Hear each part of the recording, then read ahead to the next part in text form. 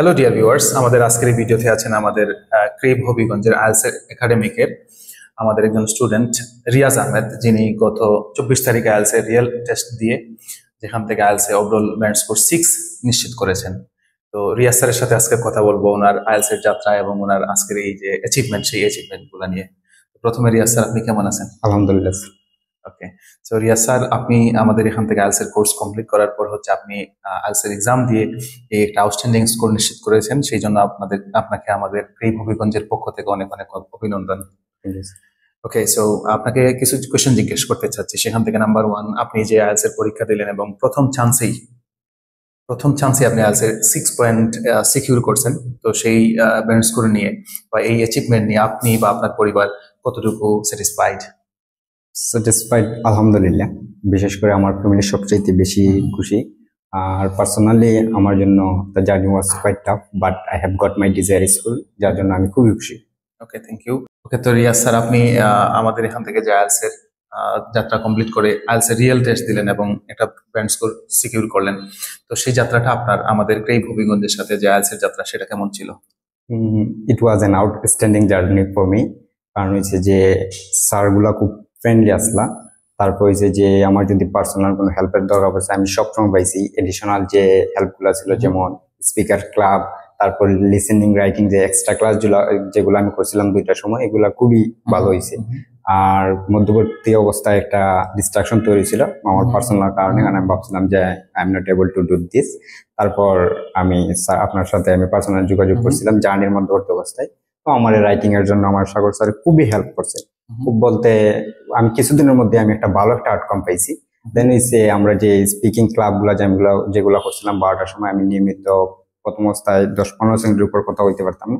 তারপর প্রায় 15 থেকে 1 মাস আমি নিয়মিত স্পিকিং ক্লাব করার পর দেখলাম যে না, আমি যে কোনো টপিকের উপর 2 থেকে 2.5 মিনিট, কোনো সময় যদি টপিকটা আমার ইয়ের ভিতরে হয়ে যায় যে আমি 3 থেকে 3.5 মিনিট কথা হইতে পারি। তো স্পিকিং ক্লাবটা আমার খুব কাজে লাগছে।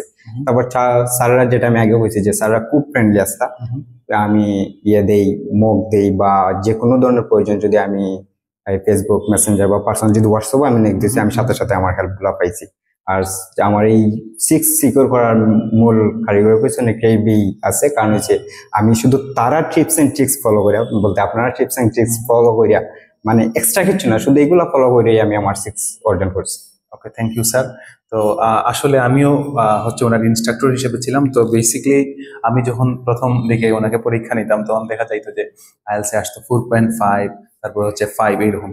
পরবর্তীতে স্যার আসলেন আমাদের কাছে, আমাদের ইনস্ট্রাক্টররা, বিশেষ করে যে দক্ষ ইনস্ট্রাক্টররা আছেন বিভিন্ন জায়গা থেকে, বিশেষ করে আমাদের ম্যাক্সিমাম টিচাররাই সিলেট থেকে। তো বেসিক্যালি এই যে এক্সপিরিয়েন্সিবল টিচারদের কাছে পাঠাইলাম, পরে ওই টিপস এন্ড ট্রিক্স পাওয়ার পর পরীক্ষা দিলেন। কয়েকদিন প্রিপারেশন নিয়ে পরীক্ষা দেওয়ার পর দেখা যায় ভালো স্কোর আসছিল।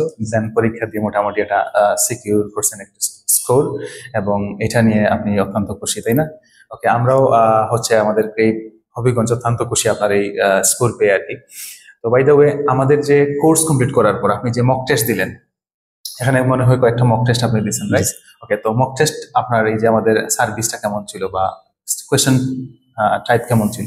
কোয়েশ্চেন টাইপ বলতে খুবই ভালো ছিল। কারণ আমি পরীক্ষার আগে 4টা না 5টা মক টেস্ট দিয়েছি। তারপর প্রথম অবস্থায় আমার 4.5 আসছিল।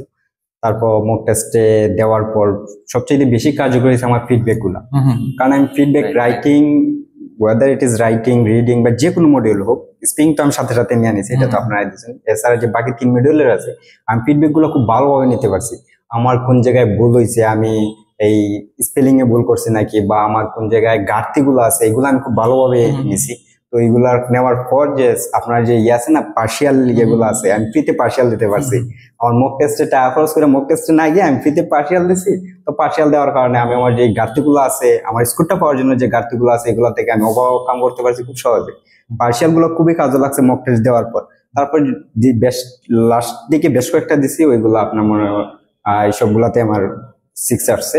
তো মক টেস্ট, পার্সিয়াল সব মিলে খুবই ভালো ছিল। ওকে, থ্যাংক ইউ তো রিয়াজ স্যার, আপনাকে অনেক অনেক ধন্যবাদ।